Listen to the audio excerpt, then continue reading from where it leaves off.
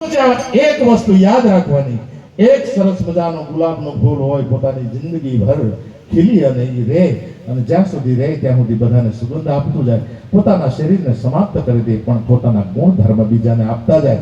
આ અદ્ભુત રહસ્ય એટલા માટે આવા સાધુ હોય અને એટલા માટે ધર્મસભાની અંદર સત્સંગ કરવાનો હોય.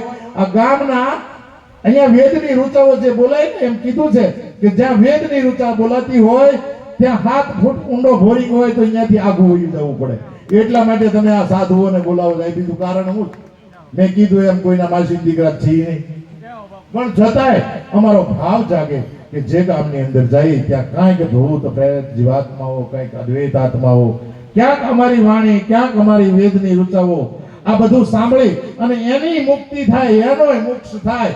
તો અહીં ઓટે બેઠા ને સામે બેઠા એનો મોક્ષ તો થાય જ. એ અમારે કરવાનું નથી. તમારે કદાચ તમારા શબ્દો કોઈ લેવા જ લેજો, પણ તમારી બોડીની અંદર એક સ્ટોરેજ સિસ્ટમ છે એમ તમને ખબર જ નથી. તમે લઈને આવ્યા છો, હું લઈને આવ્યા જેવી એક પિક્ચર પોઈન્ટ, લિસનિંગ સિસ્ટમ આ સ્ટોરેજ એ તમે લઈને આવ્યા, તમને ખબર અનંત જન્મની સ્ટોરી તમારા સ્ટોરેજની અંદર હોય છે. એટલા માટે તમને સ્વપ્ન આવે છે એનો અનુભવ તમે કોઈ દી કરતા જ નથી. ખરેખર હું છે એ પહેલા બોડીને તો સમજો, શરીર હું છે. શરીરમ ધર્મ ખલુ સાધનમ, એટલા માટે કીધું કે શરીર એક સરસ મજાના ધર્મનું પાલન કરવા માટેનું એક શ્રેષ્ઠ સાધન છે. આવા શરીરને સમજી અને આ તમે સત્સંગ જે સાંભળશો એ કદાચ તમે યાદ ન રહે તો કોઈની જરૂર નથી. તમદર અમને દુશ્મન સમજજો, એ પણ અમને મંજૂર છે, પણ અમે જે અહીંથી બોલશું એ તમારા સ્ટોરેજ ઇન્સર્ટ થઈ જશે. એને તમે ટાળી નહીં શકો, એને ડિલેટ નહીં મારી શકો. ક્યારેય ફોનમાં બધું ડિલેટ કરીએ, શોમાં નહીં કરીએ. એટલા માટે સાધુ કાયમને માટે સમાજનું કલ્યાણ કરવા માટે એ પરિભ્રમણ કરતો હોય. બસ એનો સ્વાર્થ કેવલ માત્ર પોતાના પેટ પૂરતો હોય, એનું પેટ ભરાઈ જાય, બાકી સમાજના કલ્યાણના હિતની જ વાતો કરતો હોય, એનું નામ સાધુ. એવો અહીંયા સાધુ સમાજ અને એવું ભગવાન શ્રી રામે અહીંયા સ્વર્ગ બનાવ્યું અને ઈ સ્વર્ગનો અનુભવ લોકો કરતા. ઈ સ્વર્ગ એક એક વ્યક્તિ સુધી અષ્ટાંગ યોગની એમણે સ્થાપના કરેલી. અષ્ટાંગ યોગ નાનામાં નાના બાળકથી યોગ શીખવવામાં આવતો અને 1000 વર્ષ સુધી જીવી શકતો, 10,000 વર્ષ સુધી જીવી શકતો.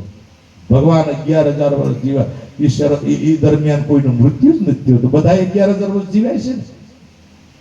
એમના માતોશ્રીની આયુષ્ય 71,000 વર્ષ, એમના પિતાશ્રીની આયુષ્ય 60,000 વર્ષ. અજરાજા, શિબી રાજા, આ બધા ભગીરથની 2 લાખ વર્ષની આયુષ્ય. તમે વિચાર તો કરો કેમ જીવાય છે. અને હું તમે હજી કાલે જન્માથી ત્યાં તો માસડા ઉલ્લી ગયા. એટલે શું કરો તમે? વૃત્તિઓમાંથી બહાર નીકળો અને ધર્મની તરફ વળો. ધર્મ જ તમને આગળ વધારશે, ધર્મ જ તમને પરમાત્મા સુધી, અને એ માત્ર સનાતન. યાદ રાખજો, બાકી બધી ડાળ્યું છે. સનાતન જે હતો એ સૂર્યને શીખવવામાં આવ્યો અને સૂર્યએ મનુ શત્રુપાને ઇત્યાદિ રાજા મહારાજાઓને ઋષિ મુનિઓને શીખવ્યો. એ ભગવાન શ્રી રામ સુધી આવ્યો અને ભગવાને માનવ જાત સુધી પહોંચાડ્યો. આ કામ ભગવાન શ્રી રામનું. એટલા માટે રામજી મંદિરની, એટલા માટે રામજી મંદિરના પૂજારી સમય બહુ થઈ ગયો છે. હવે તો વધારે કઈ કહેવાય, મને બહુ ભાવ છે આ, પણ છતાંય થોડું એમ મીઠું મારા વાલા, કારણ કે અહીંયા તો હજી ઘણાને આરતી કરવાની બાકી હોય, ગાયું ભેંસું ધોવાનું, ઘણું બધું કામ હોય. હજી સમાજને ભોજનની વ્યવસ્થા તે બધું કરવાનું હોય. તો આવું સરસ મજાનું જીવન મને તમને મળ્યા પછી, આવું ઓટોમેટિક શરીર મળ્યા પછી હું તમે એને સમજી નથી કે આપણી નબળાઈ કેટલી છે. તમે ગુરુ ચરણમાં જાય, ગુરુ અહીંયા નિયમ જ છે કે આનો દીકરો આને કંઠી બાંધે, આનો દીકરો આને કંઠી બાંધે. કોઈક દિવસ ગુરુને સમર્પણ તો થાજો કે પ્રભુ મારે શું કરવું જોઈએ. મારો એક અનુભવ કહું છું. મને મારા ગુરુ મહારાજે બહુ સરસ મજાની વાત કરી હતી કે ગુરુ મંત્ર એટલે શું. અહીંયા ગુરુ મંત્ર તો બધા જાહેર છે, કઈ ક્લોઝ નથી, પણ એક વસ્તુ યાદ રાખવાની, ગુરુ મંત્રો બધા જ ગ્રંથોની અંદર છે. જ્યાં સુધી અભિવર્જિત ન થાય ત્યાં સુધી એમાં શક્તિનું નિર્માણ ન થાય, સંભવ નથી. મારા ગુરુ મહારાજને મેં પૂછ્યું, મેં કીધું તમે મંત્ર આપી દીધો, કાનમાં બોલી જ નહીં, કે મને શીખવાડી દીધો, હું જપવા મળ્યો, બધું હાજર, પણ આનું ફળ હું આ શું છે મને કઈ ખબર નથી.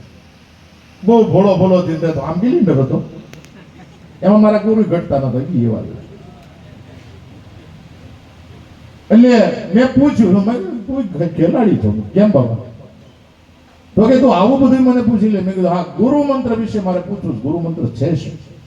એટલે મને એટલો જ જવાબ આપ્યો હતો, બેટા 1 વર્ષ સુધી તારે સવાર અને સાંજ 3 માળા જપવાની છે. એ 1 વર્ષ જેપા પછી કોઈ ગામની અંદર કોઈ પણ તું જગ્યાએ તું જા અને કોઈ વૃદ્ધ અવસ્થાનો માણસ 70, 80, 90 વર્ષનો હોય અને અવાચક અવસ્થામાં બેભાન પડ્યો હોય, 2-3 દિવસથી એનું શરીર ન છૂટતું હોય અને છતાંય એ વખતે તારે જો ત્યાં જવાનું થાય અને કાનમાં, જમણા કાનમાં તું આ મંત્ર બોલજે, 10 મિનિટની અંદર જમણી આંખમાંથી આહુડ નીકળી જાય અને એનું શરીર છૂટી જાય. આવા આ મારા ગુરુ મહારાજનો આદેશ હતો, એને ગુરુ મંત્ર કહેવાય. અને એવા મારા 10 અનુભવ છે. અવાચક અવસ્થામાં પડ્યા હોય અને હું ત્યાં જઈને એકવાર મંત્ર બોલું, એનું શરીર છૂટી જાય. દસડી ગામની અંદર એક સાંઢુર પરિવાર છે. બાલકૃષ્ણભાઈ બહુ સારી વાત કરું, બહુ મારો જૂનો અનુભવ, 40 વર્ષ જૂનો અનુભવ. ઈ ગામની અંદર એને સાંઢોર પરિવારમાં જો કોઈને મૃત્યુ પામવું હોય તો મસ્તરામ બાપુના હાથનું દૂધ પાણી પીવા રોકાવું પડે. હું જ્યાં સુધી ન જાઉં ત્યાં એનું શરીર નથી. આ જ પ્રમાણ છે. અને હજી ઈ પરિવારને તમે ક્યારે ભાઈ પૂછી લેજે પહેલું હોય, આજ પણ 7 થી 8 વ્યક્તિ ગયા મારા હાથનું પાણી પીધા વગર ન જવાય. ત્યાં સુધી એને રોકાવું જ પડે. હું જ્યાં હોઉં ઈ ગુરુ કૃપા છે. એટલા માટે ગુરુ, એટલા માટે સાધુ. વિચાર કરજો, સાધુને તમે ભિક્ષુક માની, સાધારણ માની, બહુ જાજી. હવે તો બહુ જાજો સમય થઈ ગયો, એટલા માટે અંત તરફ વળું અને વેદની 2 ઋચા બોલી એનું વર્ણન કરી અને મારા વક્તવ્યને પૂર્ણ કરીશ. ઋણ રોગ આદિ પાપ અપમૃત્યુ ભય શોક મનસ્તાપ નશ્યંતુમ સર્વદા શ્રીવર્તસ્વ મોહિષ્મ આરોગ્ય વિદાચો ભવાનમ મહીયતે. હું કીધું આમાં તો કે આ પૃથ્વી ઉપરના 7 દુઃખોથી સદૈવ તમારા જીવનમાંથી નષ્ટ થાય અને ક્યારેય તમને દુઃખ ન પડે એવી અમારી ભગવાનને પ્રાર્થના છે. બીજું હું કીધું તો કે શ્રીવર્તસ્વ મોહિષ્મ આરોગ્ય વિદાચો ભવાનમ મહીયતે. તમારા જીવનની અંદર જેટલી તમારી યોગ્યતા હોય એટલું તમને ઇજ્જત, આબરૂ અને સન્માન મળે, એટલી તમને વિદ્યા મળે, એટલું તમને આરોગ્ય મળે.